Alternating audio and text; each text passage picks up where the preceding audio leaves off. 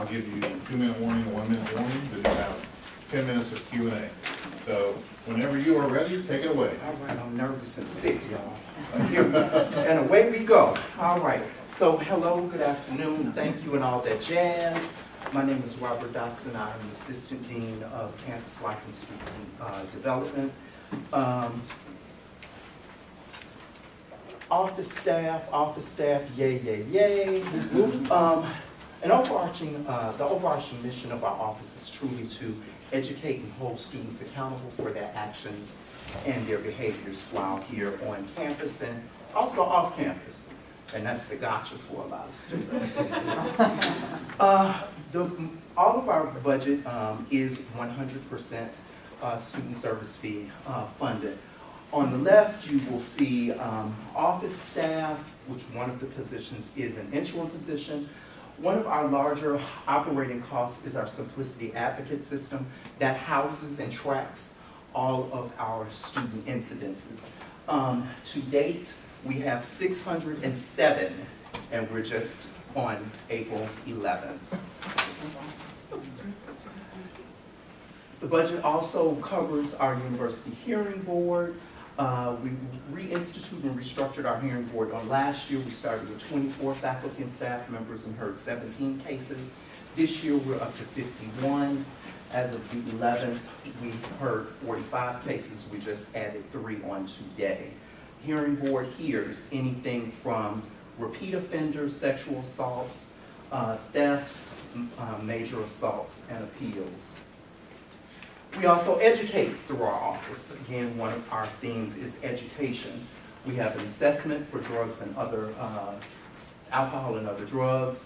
We've instituted restorative justice.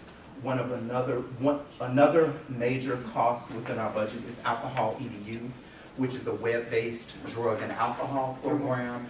2 initiatives we want to introduce in the fall is a decision-making seminar because we do find that we are having lots of repeat offenders. Our office oversees our behavior intervention team and our care and concern response team.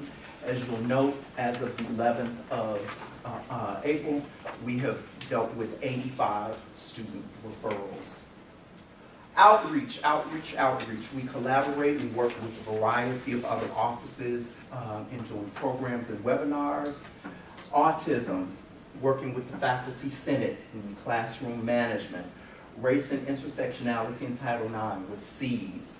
Supporting Black male students on campus. That's I'm part of the AMP program and the steering committee. We work with offices and outreach again with compliance issues, the orientation team, fraternity and sorority life, freshman success classes, residential living and learning.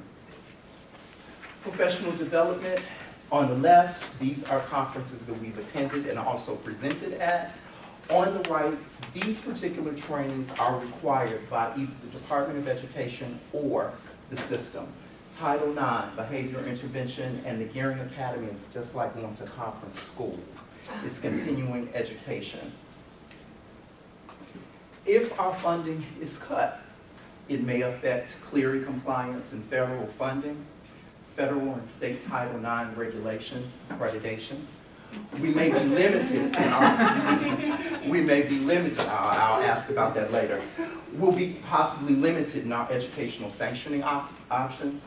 We may be limited in our campus and community outreach, and we may be required to look at student fining for violations and students that go through the conduct process. Thank you. Can you go back to the previous slide really quick? Sure. I just want to make, I thought I saw end of the world somewhere in front. Could be. Subliminal message. Yes, sir. So I'd actually like to address this may impact. It seems to me that Clery compliance, federal funding, state and Title IX regulations, accreditation, that's all the business of the university. So if these are such essential components, why is your office not funded through the university's annual budget instead of through student service fees? I have no idea. It has been since I've been here since 2005. So I honestly have no idea. Well, Sure. Has it been addressed? Has it been brought up to doctors? Honestly, it's never come up. You know, I've always thought that this was the way it was supposed to be.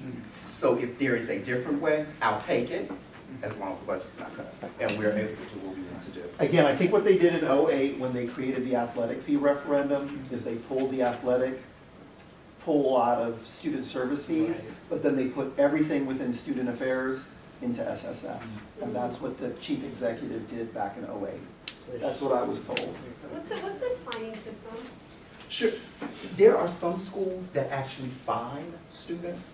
For behavior. For behavior. Okay. So let's say a student misses a meeting, there may be a fine. Let's say you're dealing with a student that has an alcohol violation. There's also not only going through the conduct process, there's a fine Why attached. don't we have that? Or why haven't you? Okay.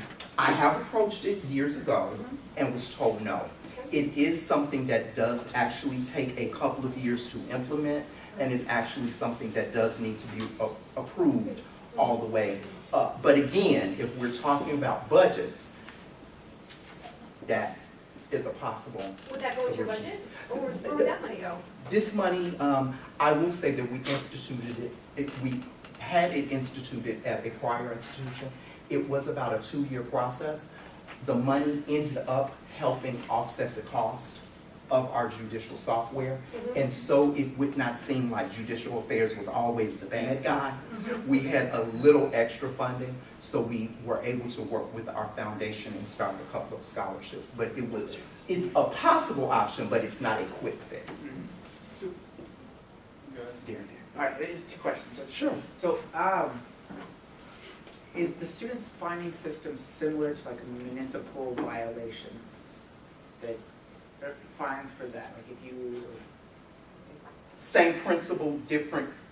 affect? Because Well, fining, the way you're defining it, is all criminal. So you get a ticket, you pay a fine. Okay. Same principle, different place that the money goes. True.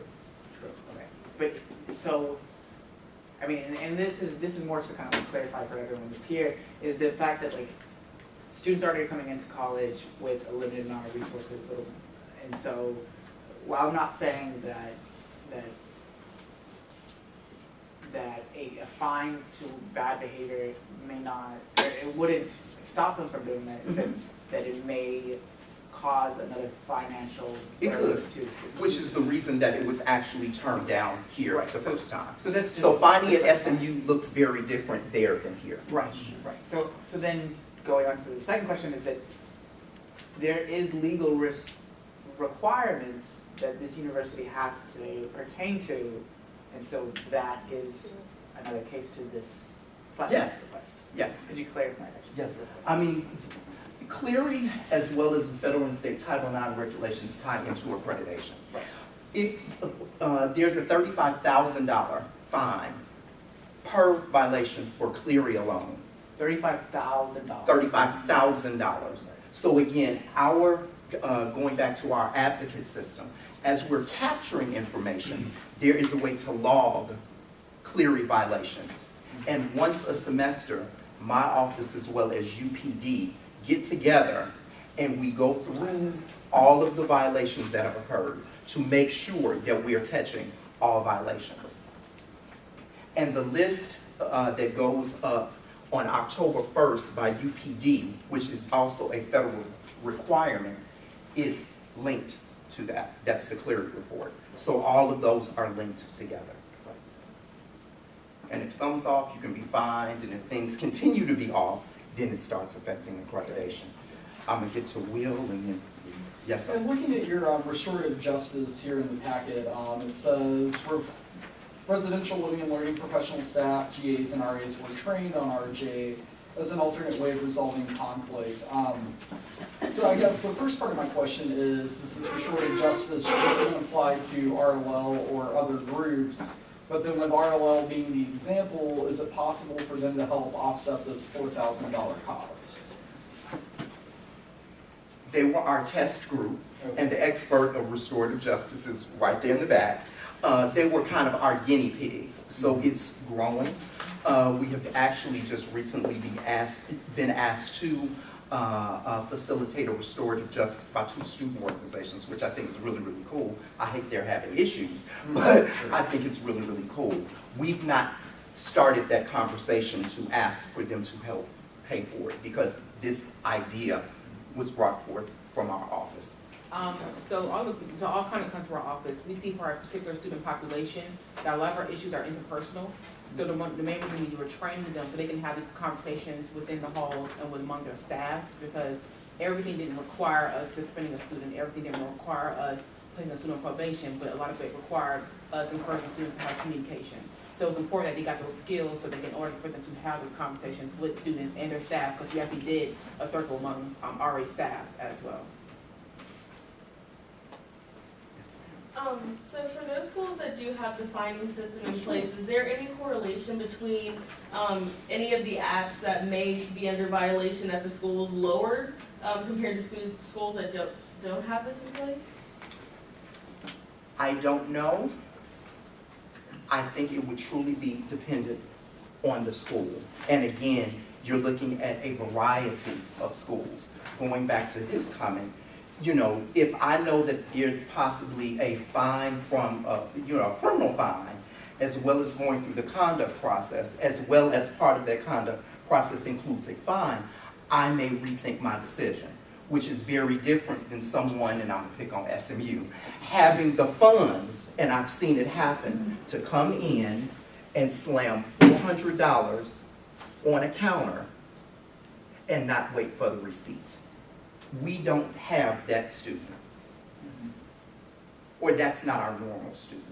So it really depends. But again, I'm just introducing this as a possible option for us to look at if funding is cut. We have about 2 minutes. So I'm gonna, here. I'm Well, I sorry. just have a question in terms of outcome. Sure. Have you done any measurements to see the success rate that you're having on these programs? On what, which one? Well, like your The- what campus the- outreach, or some of the trainings that you've been part of, or the workshops.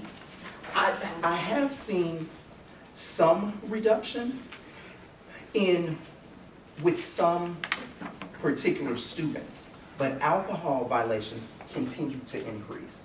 I will say that we're dealing now with a lot of students that they have 4 or 5 or 6 violations. But a lot of our students, if you catch them at one, it's very rare that you have another one. But if you get a student that has 3 or 4, you can almost rest assured they'll have 5. repeated violations. So Yes, I sir. mean, the requested amount is 248,623 approximately. So if, through deliberations and then calculations, this entire amount couldn't be funded, what line items would you be okay with not having funded, or being funded? Well, the majority of our budget is salary, so Okay, true. I would let you all decide. But I will say that the judicial software Has to, would take us back to pen and paper. right. I'm not at a place of going back to pen and paper to maintain files. The other large item would be alcohol EDU. How much would it cost to run your decision-making seminar, and would you require your students who are repeat offenders to attend it? I've not priced, training materials. It would probably be $1,000, $1,500. Repeat people would have to go through, there's got to be something. There's got to be something outside of me throwing everybody out of school, then I'm gonna get in trouble because I'm working on retention. So I don't know. It's worth a try. If it doesn't work, we'll go back to the drawing board. But I know that we are going to introduce a decision-making seminar of some sort, come hell or high water. And I saw, did you have a question? Very quick. Questions? Yes, sir. Yeah, I just wanted to say, given the relative size of your department, can you perhaps provide some explanation as to exactly what your graduate assistant does? My graduate assistant is a hearing officer. He actually hears, when we started with graduate assistance, they only heard lower level cases. He's suspended students, so by the time they get through the first year, second year, he's a full-fledged, or the person is a full-fledged hearing officer. Okay, that's time. Thank you very much, Robert. We appreciate it. We have forensic and